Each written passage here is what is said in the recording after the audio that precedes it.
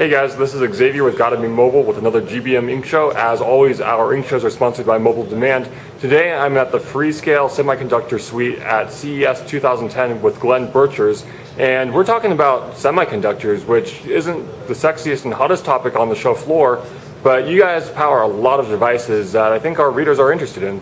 And one of those devices is right there in your hand. That's the incredibly successful Amazon Kindle. And what did you guys do on that? Freescale is the manufacturer of the application processor in the Kindle. So that's the processor that actually runs the OS and runs all the screen display. So we control the majority of the logic in the Kindle. It's one of the hottest selling products we have right now.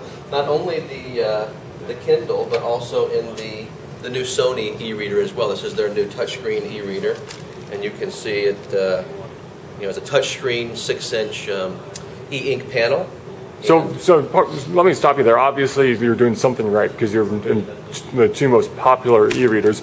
What is it about Freescale technology that matters for Sony or for an Amazon? Because, again, you hear about things like ARM processors, and they're not all the same, I guess. Yeah. What we focused on a lot is integrating the right amount of components into our system on chip that reduce the cost but keep the performance high. So we pack just the right amount of features into the chip so it's useful for an e-reader.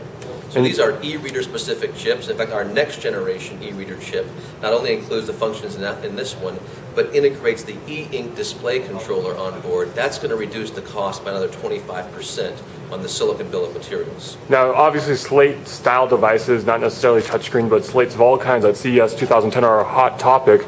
And you guys seem to be sort of, I don't know, showing off more than one Slate at the show. Well, what we've got here is, this is a reference design. A reference design for us means an example prototype. This is not something that we're going to go to production with. This is a 7-inch touchscreen tablet. You can see the tablet actually comes out and it's completely separate from the base. This is simply a charging docking station down below. And this is running a version of Linux made by a company called Thundersoft. They call their version Milos. And this particular SoC in this chip includes a 720p video playback engine. So I'm going to run here with the full 720p HD video.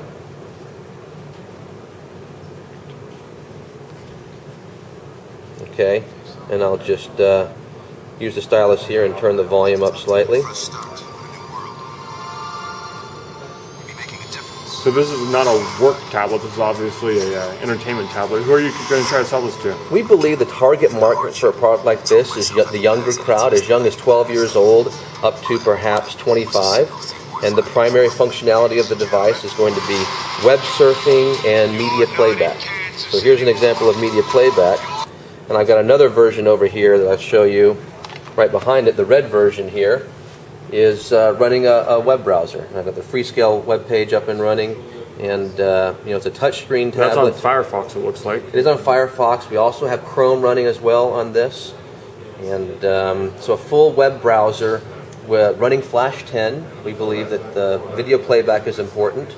So that's the main functionality of this device. And now I saw a little 3G symbol up on the top right-hand corner of that. Yeah, obviously must have a SIM card slot in there. It's got a SIM card slot in the back. So this particular one does not have the SIM card installed. That's an added feature. The price point of these is real important. So what we did is design this 7-inch touchscreen tablet with a bill of materials of about $140. That's the price that a manufacturer would pay to build one of these. And then if you include the retailer margin and the OEM margin, this kind of device with Wi-Fi, with GPS, with Bluetooth could sell for $199 retail. If you add in 3G, it would increase the retail price by about $50. But frankly, we think the majority of people using these are going to be happy with Wi-Fi because it's a younger crowd which has free Wi-Fi around pretty much. So to be clear, people shouldn't keep an eye out for this particular device because by the time an OEM gets a hold of it, they might put a different color scheme on it, change the shape of the edges, maybe change it to a capacitive touch display if they're willing to pay for it. Exactly. I think that's some of the things they can make the differentiation on. Capacitive screen is one very important one. We looked at the capacitive screen quite a lot, and it adds about $30 to the cost. But for some people, that might be a valid additional price to add on. Now, can you explain to the audience that's not familiar with how the whole design process works? Because we get a lot of readers who sort of say, hey, why can't X manufacturer hurry up and come out with something right now like the other guy has. Yeah. And it doesn't quite work like that, right? You can't just turn around and place an order to some partner in Asia and say, spit out No, it's 10,000 of those. So here's an example of, we would call this the first smart book. This is the Sharp NetWalker. This is for sale only in Japan. This uses the Freescale i.MX51, the same so processor. That's a really tiny little device. Really processor, 5-inch touchscreen, and it is a touchscreen.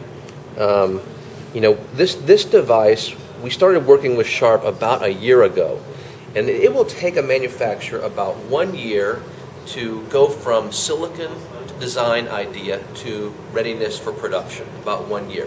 When we take so that means when the customers start complaining or wanting it, or they identify a market opportunity, they're planning way in the future. They're planning way in the future. In fact, right now the planning is going on for Christmas 2010. So that's the kind of design cycle we have. Now, when we make a tablet like this and a reference design, we can cut about 6 months off of the design cycle that it would take a manufacturer. So it is feasible if someone wanted to go to production with something similar to this, they could do that by summer, August timeframe this year. So that opens up the opportunity for a lot, and it means that we may see something like this from more than one manufacturer this Christmas. I'm hoping so. I think we've gotten a lot of interest because of the tablet form factor. With the rumors of tablets coming out from other manufacturers, this is a hot topic right now. So I'm expecting there will be several manufacturers of these types of products in the market before Christmas of 2010. Now, a lot of people are saying, why do I need yet another device? You know, it's not a phone, it's bigger than a phone, smaller than a netbook, smaller than a notebook by far. What are you seeing from your customers? What are you seeing in the markets that makes you think that you're going to sell something like that? I'll tell you what we think the major function of these is. The major function is web browsing. If you look at web browsing today, you have two options for hardware. You can use a smartphone, which has a problem of the screen is too small, or you can use a PC. The problem with the PC is several. It's a little bit too expensive, a little bit slow to boot, the mobility is not as great as you'd like it, and the battery life is not as great as you'd like it. Most people don't use the full functionality of a PC. So this is a purpose-built device simply for web browsing. And we've analyzed teenagers especially that spend up to 35 to 40 hours a week browsing for leisure on Facebook and YouTube primarily. This is an ideal type of device for them. So something like this is going to cost about $200. Yep. No subscription. This would be a teenager's sort of semi-pocketable device, because maybe they can't afford the $30 or $40 a month data subscription, correct? Exactly.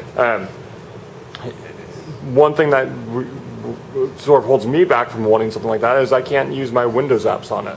But what about those young people you were talking about? We found if you ask the average 14 or 15-year-old how much he cares about Windows today, it's not that high ranking on his priority list. What is the highest number one thing? Well, I know you guys sent me some market research press release a while back. Yeah, they're looking for mobility and they're looking for a browsing experience. And as soon as they see a Firefox or a Chrome browser, they're happy no matter what environment they're in.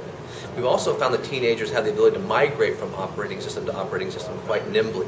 So they use their Nintendos, to their TiVos, to their Macs, to their PCs. They haven't been using Windows for 15 or 20 years, correct? It's not ingrained in their psyche like maybe you and I. So hopefully we'll see at least one of these on the market. And good luck with your launch, and keep on going with these touch devices. Thanks a lot. I appreciate it.